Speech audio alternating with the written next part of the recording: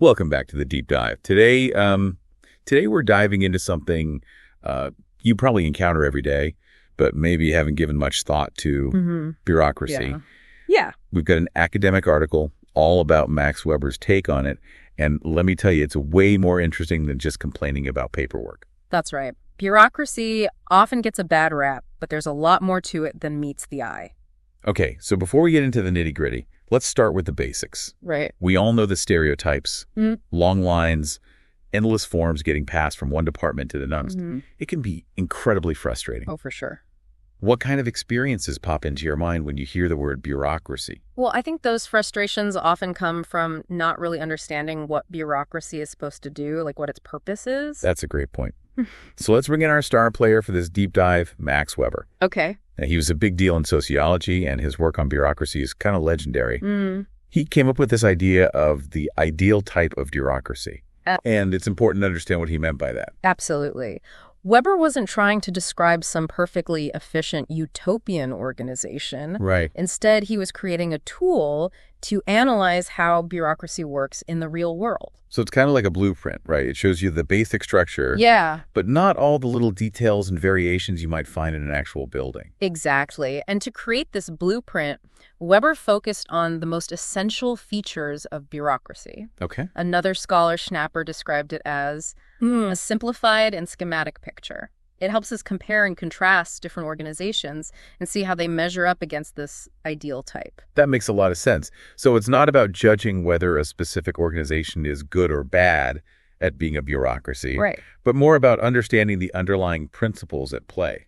Precisely. And to understand why bureaucracy emerged in the first place, we need to look at the world Weber was living in. Okay. He was writing at a time when society was becoming increasingly rationalized. Think about systems like law, economics, and science. They were all relying more and more on logic calculation and systematic thinking. So was bureaucracy basically a way to apply that same rational approach to organizations? Yeah. Like, hey, if it works for equations and legal codes, why not for how we manage people and resources? That's a great way to put it. Weber saw bureaucracy as a response to the growing complexity of modern society.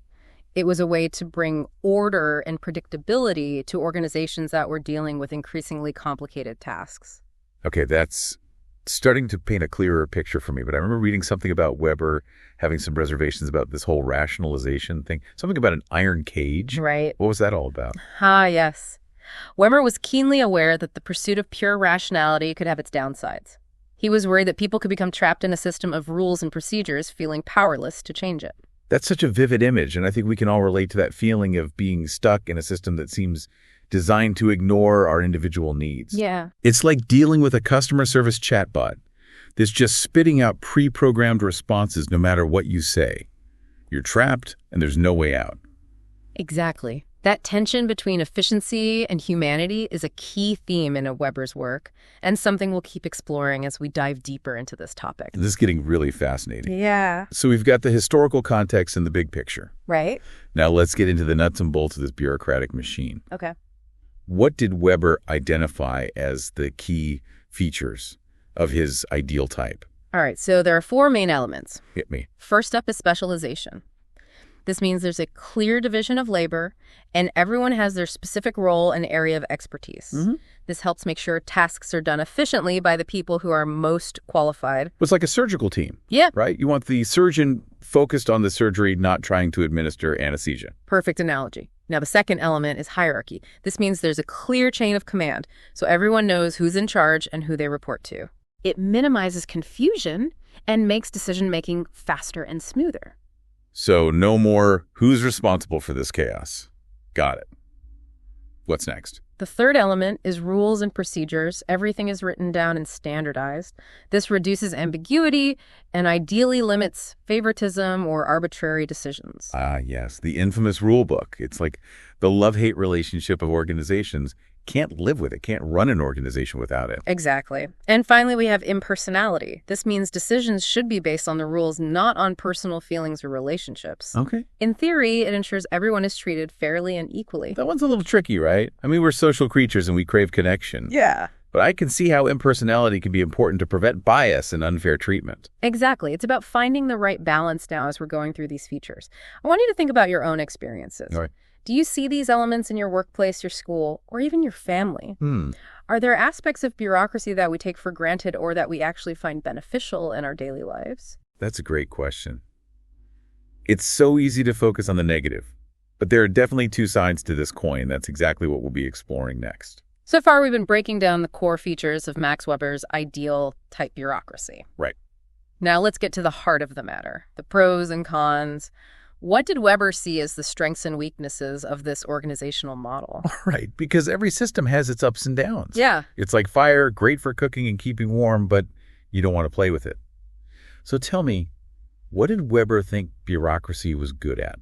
Well, Weber believed that when bureaucracy is implemented effectively, it can lead to incredible efficiency, predictability, and fairness in a large, complex organization.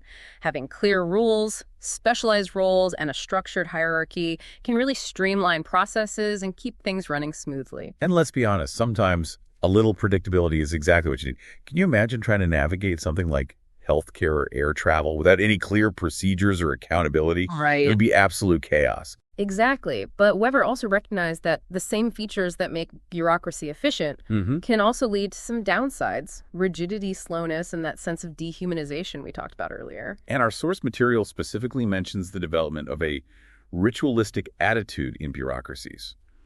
You know, that person who follows the rules so rigidly that it becomes absurd or even unhelpful. Like, they refuse to make an exception, even when it's clearly the right thing to do, just because those are the rules. We've all been there. Right. It's a perfect example of how the pursuit of order can backfire and create unintended consequences.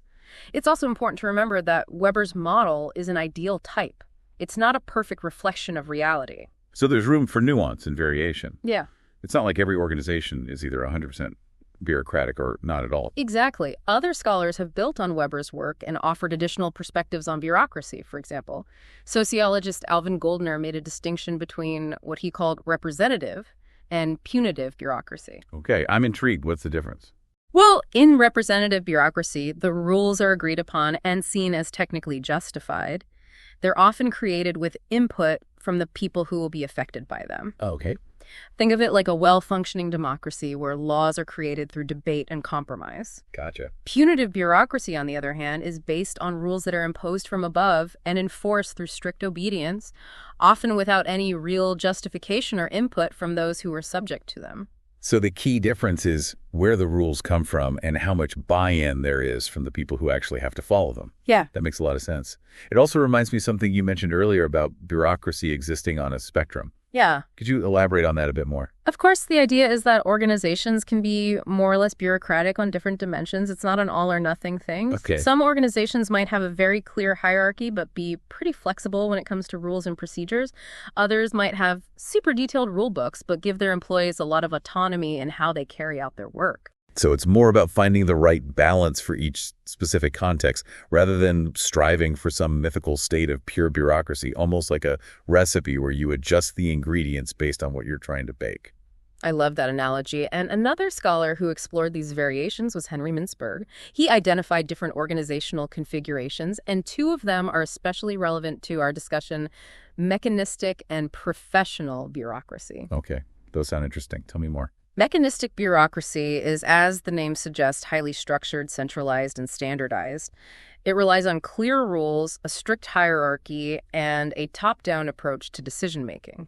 This type of bureaucracy can be incredibly efficient for routine tasks in stable environments, but it's not very adaptable to change. It sounds a bit like a well-oiled machine, but maybe not so great when you need to think outside the box or react quickly to unexpected situations. Exactly. Now, professional bureaucracy is different. It's characterized by more decentralization, and autonomy. Employees tend to have specialized knowledge and are given more freedom to make decisions within their areas of expertise.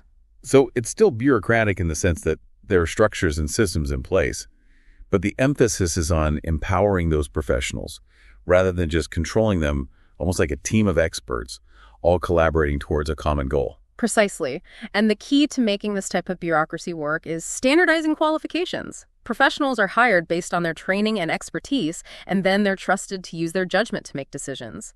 This type of bureaucracy can be very effective in complex and dynamic environments where adaptability and innovation are crucial. That's fascinating. It seems like there's a lot more to bureaucracy than most people realize. It's not just about red tape and rigid rules. There are different flavors and approaches, and it can actually be a powerful tool for getting things done, especially in complex situations. Absolutely, and that brings us to an interesting point. What kind of bureaucracy do you think is most effective? Is there a sweet spot between order and flexibility? That's a great question to ponder, and it's something we'll continue to explore as we wrap up this deep dive.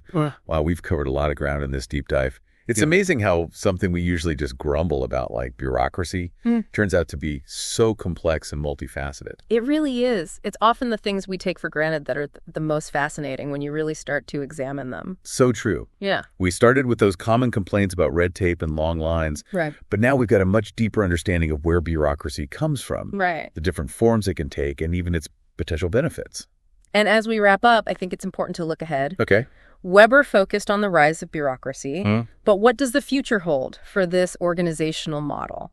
We live in a world of rapid change. With things like artificial intelligence, remote work, and the gig economy transforming the way we work and live, is bureaucracy adaptable enough to survive, or are we headed towards entirely new forms of organization?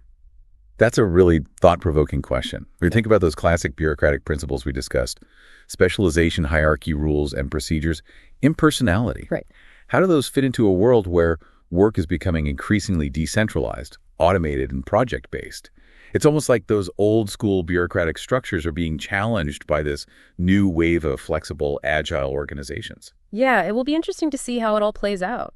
Will bureaucracy evolve and adapt, or will it become a relic of the past? Perhaps some hybrid model will emerge, combining the stability and efficiency of bureaucracy with the flexibility and innovation of these newer organizational forms. Maybe we'll have to do a whole other deep dive on that sometime. But for now, I think we've given our listeners a lot to chew on. Hopefully the next time they encounter a bit of bureaucracy in their daily lives, they'll see it with new eyes. Maybe that form won't seem quite so evil. And perhaps they'll even be inspired to think about how those systems could be improved to make them more humane, efficient, and responsive to the needs of the people they serve. That's a great takeaway. So to our listener, keep thinking, keep exploring, and maybe even spark a conversation about bureaucracy with someone else. You might be surprised by what you discover. And as always, thanks for joining us on The Deep Dive.